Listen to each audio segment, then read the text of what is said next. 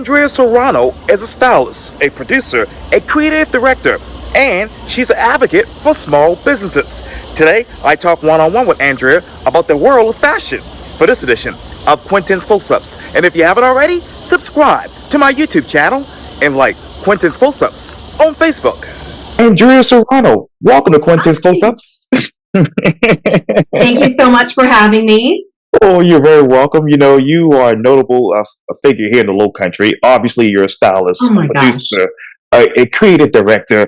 I can go on and on and on with the list of your accomplishments in your career. Thank you so much. Oh, you're very welcome.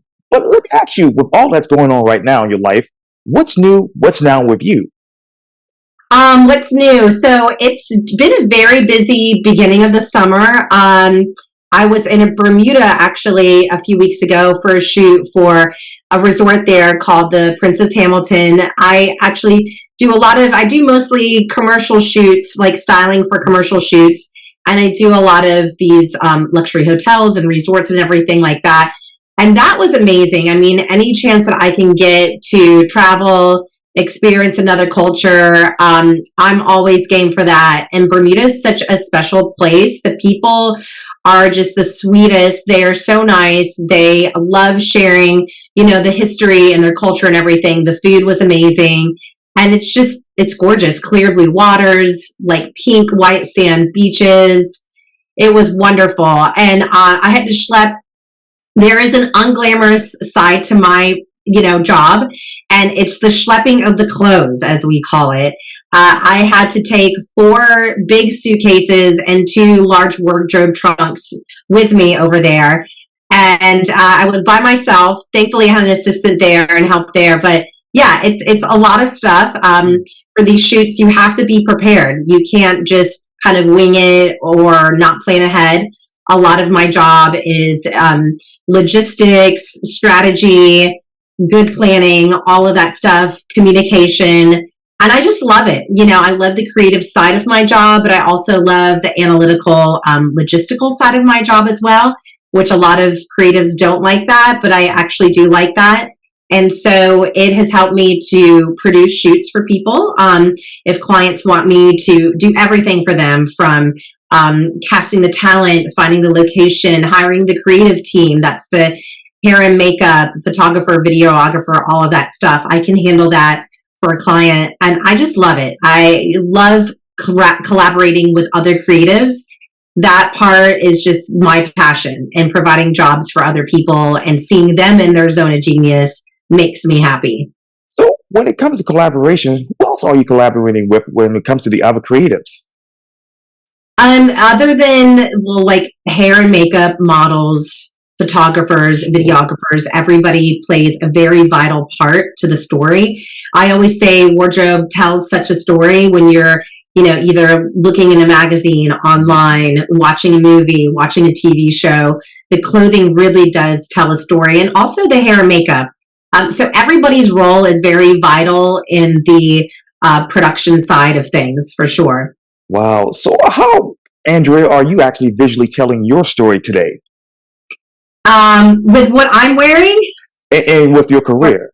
And my career. Well, it just depends. It could be very narrative. Another place that I shot at, which is locally, Starlight Hotel. I recently did a shoot there, styled and produced it for Citadel Mall. And Starlight Motor Inn is this old school motel in North Charleston. They just renovated. It's actually it's like an oasis in the middle of North Charleston. Very retro, very Palm Springs. It's pink. All the rooms are renovated, but their lobby, like kind of lounge areas, like a time capsule. And they left it very 70s, like wood paneling, burgundy, like all the old school colors. And so I had this storyline in my head, this real couple, Jamil and Gabby, and they were kind of like, these singers that are on tour, and the Starlight was one of their places on tour that they stopped in.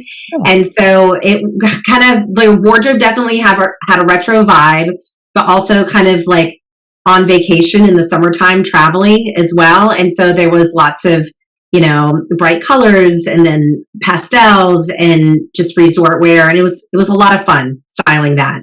Wow. So what old school fashion are you bringing to the new school fashion when it comes to your brand and products? Yes. So fashion is definitely a cycle.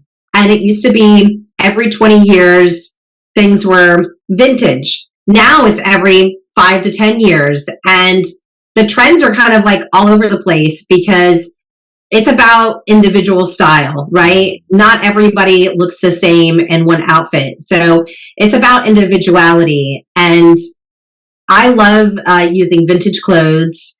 I love using new clothes and taking kind of like a retro spin on it as well.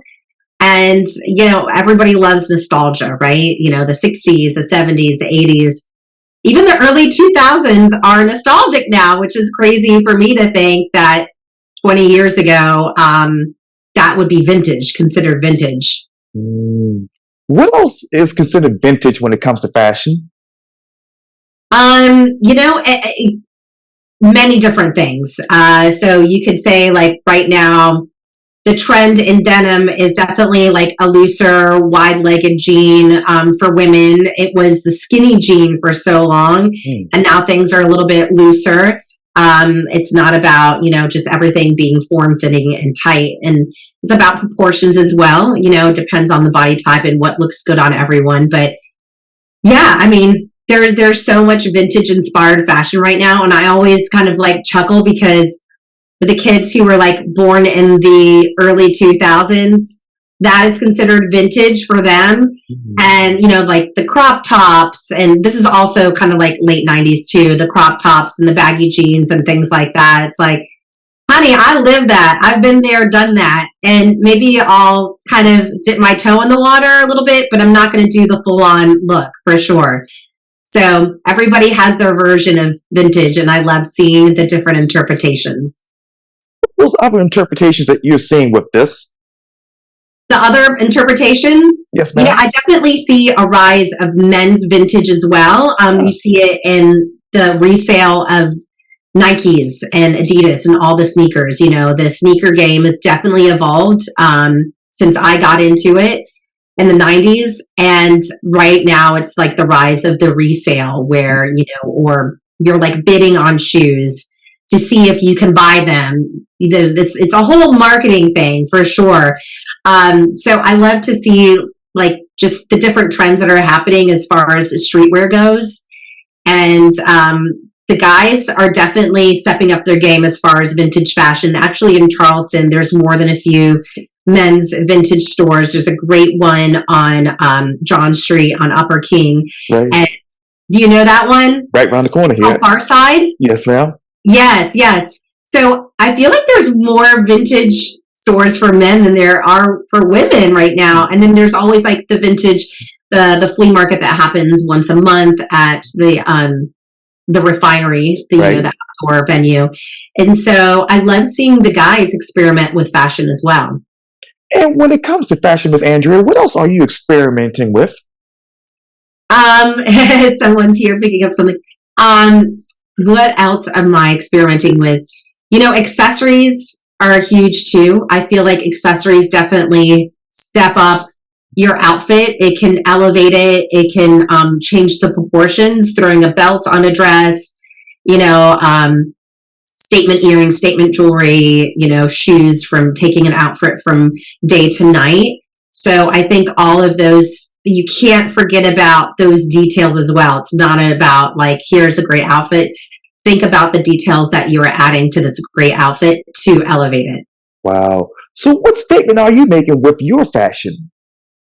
What statement am I making? I think that for me personally, always go bold. I'm not a subtle person. I love color. I love pattern. I love anything that kind of pops and contrasts. So for me personally, I love making a bold statement with fashion. Wow. And with over 25 years of experience in the fashion production industry, I know that you offer a variety of services, including styling, brand partnership, blogging, content creation, production for photo and video shoots, obviously, and TV and event hosting. So what is the biggest difference about fashion from, say, 25 years ago to right now? Right now, it's the digital era, right? Everybody is sharing all kinds of information on our phones. We're like glued to our phones. Everything is just happening so fast. So 20 years ago, you had to wait until the magazines to come out to kind of like they're dictating, like the small group of people were dictating what was trending and what's hot right now. And now it's about everybody is a part of that conversation, which I think is really great because it's more inclusive. It's more about body positivity, being relatable. And I think that's it's definitely going in the right direction for sure. So what's trending right now? What's trending right now? Like I said before, like definitely just overall this self-expression, a more inclusive conversation that we're having.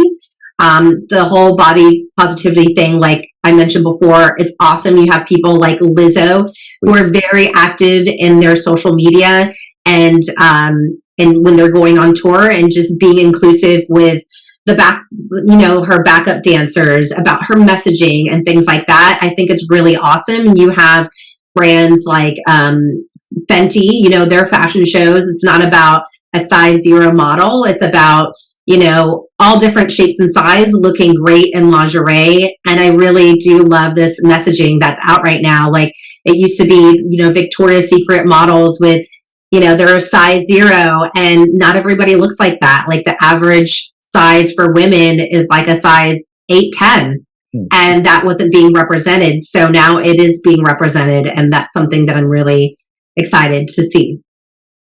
What is something that's not being represented in fashion that you would like to see right now? Not being represented in fashion. I mean, I feel like there's still more work that could be done as far as mainstream brands showing more inclusivity, whether that's size inclusive, whether that's, like different ethnicities being shown as well. And then also, there's a great brand that I love that I've worked with before called Lottie Vidney. Okay. And it is individual spelled backwards. And they are all about being inclusive. So whether it's having trans people being in their, campaigns, having handicapped people, you can't forget those people as well who are in wheelchairs or paraplegics and things like that. Like those people need to be represented in the media as well. And so I just really love it when brands are doing that. But I think that there's always work for mainstream brands to be more inclusive. And what are those popular mainstream brands today in fashion? Gosh, there's so many mainstream brands. I'm like thinking of, high fashion brands. I don't want to call anybody out. I'm like thinking back in the day, it used to be Gap for me. Sure. And I thought that they did a pretty good job inclusive, like showing different ethnicities. Right. And now it's all about, different body types as well, being inclusive with that.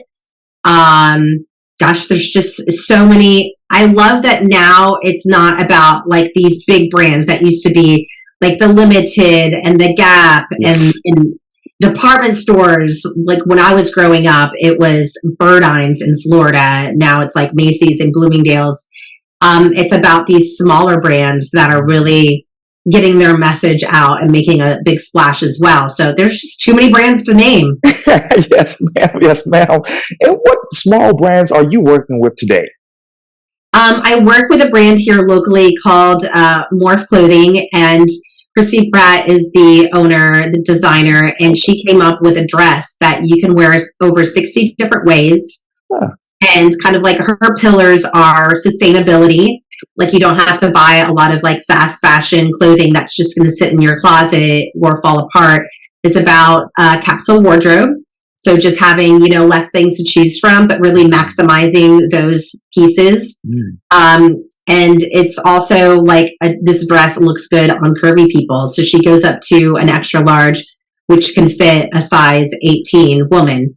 So I've worked with her. I've worked with this kids sunglass company called Wayfarers, which are really super cute. I'm trying to think like recently who else I've worked with clothing brand wise.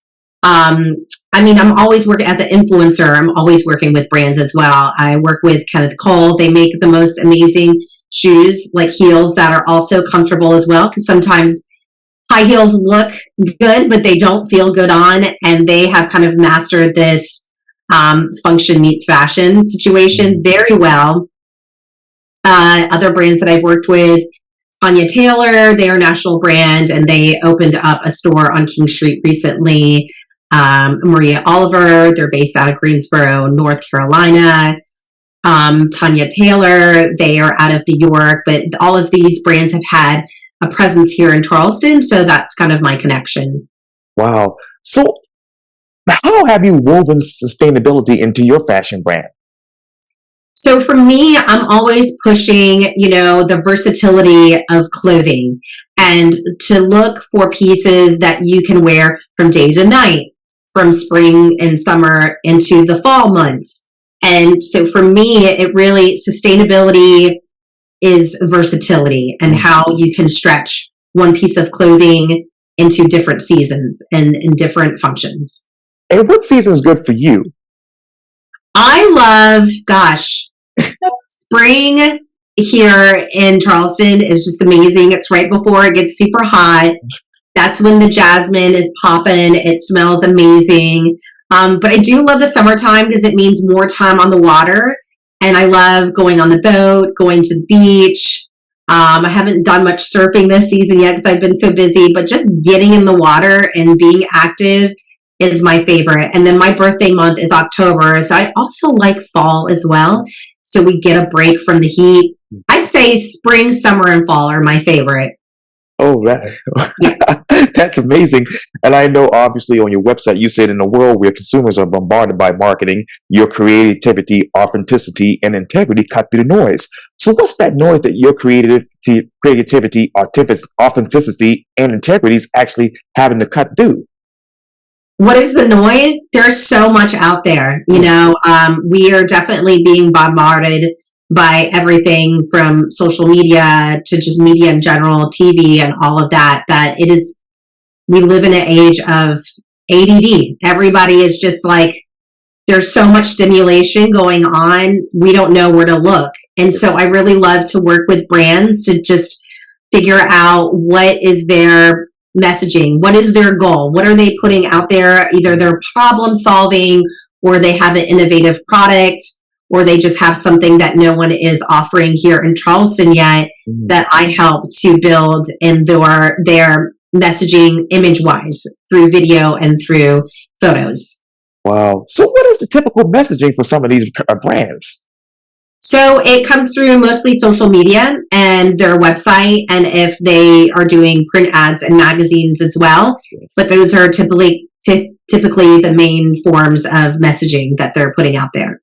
Wow. And how is that message being received by the consumers? They are seeing things pop up on their phone. They are flipping through the magazine and seeing ads in there and things like that. So, wow. Yeah. And, I know I have to wrap it up because you have to go on to other things, but ask you this. What's in your closet today? Oh my gosh. If you could only see what's in my closet. I live in an older home that was built in the 60s. So I am working with a very small, tight closet. So I have like wardrobe closets in my garage. I have a rack that's in my den where I'm working out of right now. And I took over my teenage son's closet with all my dresses and skirts in there. And so I'm constantly fighting for space. For me, I preach, just edit your wardrobe. If you haven't worn it in over a year, if you don't plan on wearing it, donate it, consign it, just, get it out of there. It's just like taking up physical space, but also mental space as well. I don't always follow that rule personally because I am dressing people all the time. So if something doesn't fit me, it might fit a model. So I do tend to hold on things that I don't typically wear all the time just because of my job. Yeah, we love those dogs.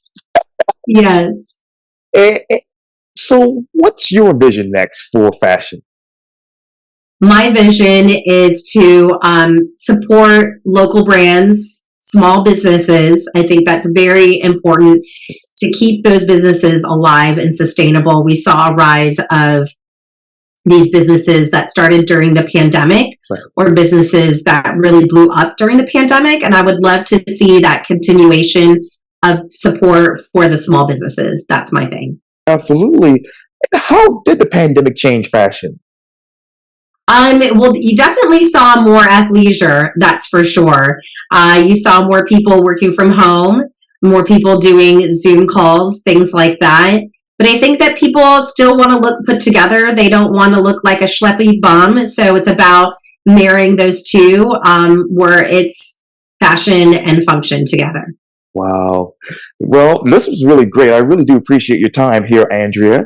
Yes. Well, thank you so much for having me, Quintin. Oh, you're welcome. And I hope I to get love you what back you're here. doing. Oh, yes, ma'am. I hope to get you back on Quintin's Close-Ups in a couple of weeks. All right.